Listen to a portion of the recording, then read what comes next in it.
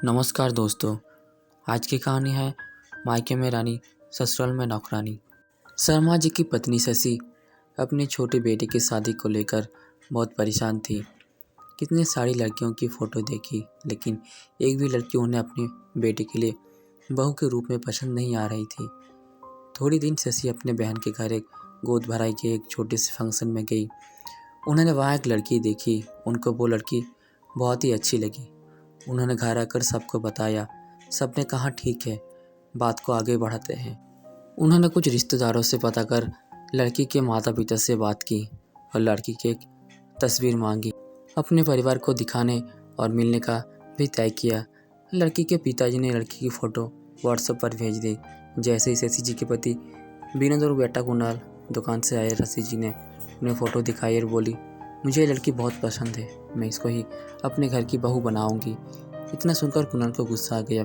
कुणाल ने कहा, मम्मी अपने मन से मन मेरी शादी कैसे तय कर दी कि आपने मुझसे एक बार भी पूछना जरूर नहीं समझा और सीधे लड़की देखी और शादी फिक्स कर दी।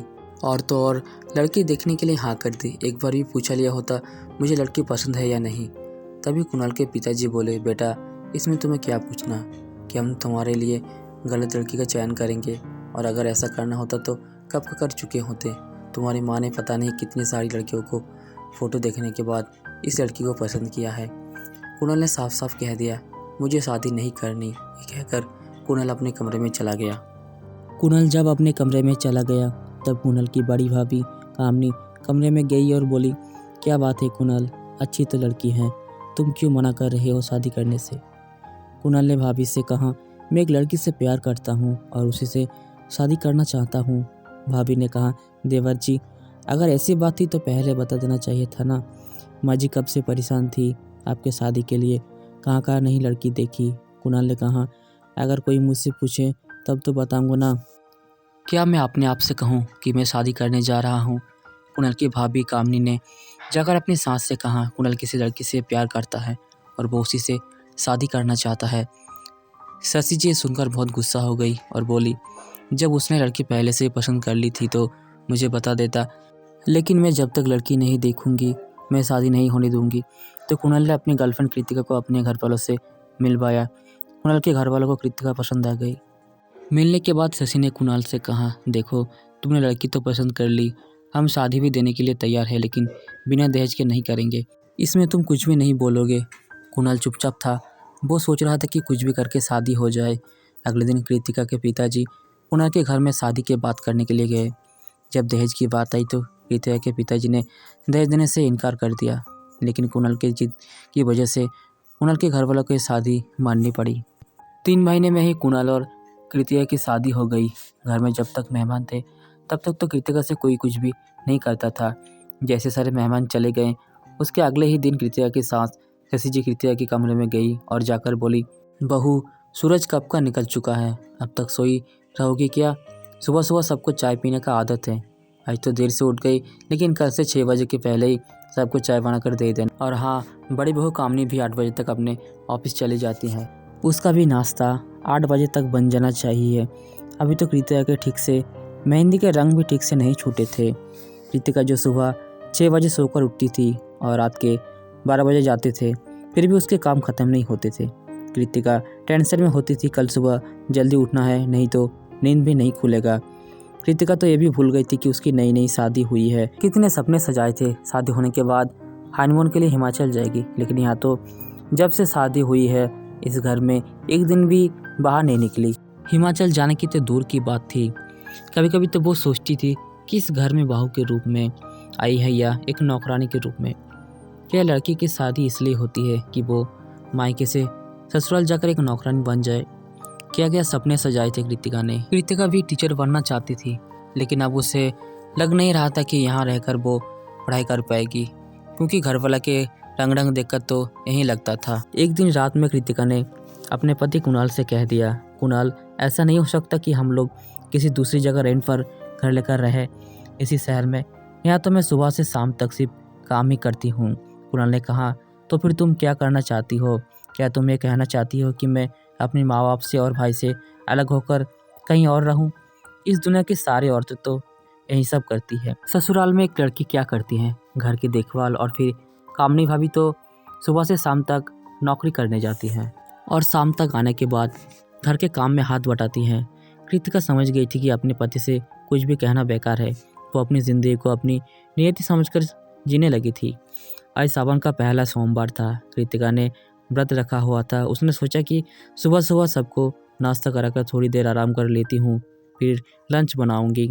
अभी कृतिका बिस्तर पर लेटी थी, तभी कृतिका की सांस की आवाज़ आई, बहू जरा 2 कप चाय लेकर आना, और हाँ, वो बेकरी वाला बिस्कुट भी लेकर आना। कृतिका ने सुबह से कुछ नहीं खाया था। पूरे शरीर में थकान हो गई थी और सर में भी दर्द से उसका हाल और भी बुरा हो गया था। लेकिन इस घर में कृतिका का दुख दर्द कोई भी समझने वाला नहीं था। कृतिका जैसे ही चाय लेकर अपने सांस के कमरे में पहुंची, कृतिका की सांस किसी मंदिर की घंटे की तरह जोर जोर से बजने लगी। तुम्हारे मायके वालों ने कौन सा मेरा घर भर दिया है जो रानी की तरह अपने रूम में आराम फरमा रही हो। बड़ी बहू को देख, एक तो इतना ज़्यादा दहेज लेकर आई और ऊपर से नौकरी भी करने जाती है। महीने के आखिर में आधे तनख्वाह का पैसा मुझे दे जाती है। बहू हो तो बड़ी बहू जैसी। शादी से पहले तुमने कहा था मास्टर डिग्री लिया है। तुम्हारे मास्टर डिग्री का क्या फ़ायदा जब एक भी रुपये कमा ही नहीं रहो तो। इतना सुनकर कृतिका के आंखों से आंसू टपक टपक कर जमीन पर गिरने लगे। कृतिका ने रूंधे हुए गले से बस इतना ही कहा, माँ जी, आज सावन का पहला सोमवार था, इसलिए मैंने व्रत रखा हुआ था। सिर में दर्द हो रहा था, इसलिए थोड़ा आराम करने चली गई थी। कृतिका का कमरे से बाहर जाते ही शशि जी की सहेली ने कहा, आजकल की बहुओं का यही हाल है, बहानेबाजी करती रहती है जिससे कोई काम न करवाना पड़े। एक हमारा ज़माना था, सास को एक बार ही टोकने का मौका नहीं देते थे, और आजकल की बहुएं झट से जवाब दे देती हैं। आज कृतिका के आत्मसम्मान को ठेस पहुंची थी। उसने मन में सोच लिया था कि बस अब बहुत हो गया, अब वो भी जॉब करेगी। आखिर उसने भी तो इतनी पढ़ाई की थी। आज मेरे जेठानी जॉब करने जाती हैं तो उनको सब घर में इज्जत से बात करते हैं। शाम होते ही जैसे ही कृतिका की जेठानी काम से घर आती है तो कृतिका तुरंत पानी और चाय बनाकर देती थी। आज कृतिका की जेठानी घर पर आई, लेकिन कृतिका ना ही पानी और ना ही चाय देने आई। कृतिका की जेठानी को जब उसकी देवरानी कहीं नहीं दिखाई दी तो वो उसके कमरे के अंदर चली गई। अंदर जगह देखा तो कृतिका अपने बेड पर सोई हुई थी और रो रही थी। कृतिका की जेठानी ने कृतिका को अपनी गोद में लेकर कहा, क्या हो गया बहन, क्यों रो रही है। कृतिका ने दोपहर की सारी बातें अपनी जेठानी को बता दी। आप तो जानते ही हैं, मैं पूरे दिन घर का काम करती हूँ, फिर भी सासू माँ ताने मारती रहती हैं। कृतिका की जेठानी ने कहा, अरे पगली, तू सासू माँ की बातों का बुरा मत मानना, वो तो ऐसे ही है। मैं भी जब नई नई शादी करके आई थी तो मेरे साथ भी ऐसा ही हो रहा था, लेकिन उसके बाद मेरी नौकरी लग गई और फिर घर में मुझे टाइम ही कहाँ रहता है कि मैं रहूँ। मैं तो कहती हूँ कि तुम भी नौकरी करो।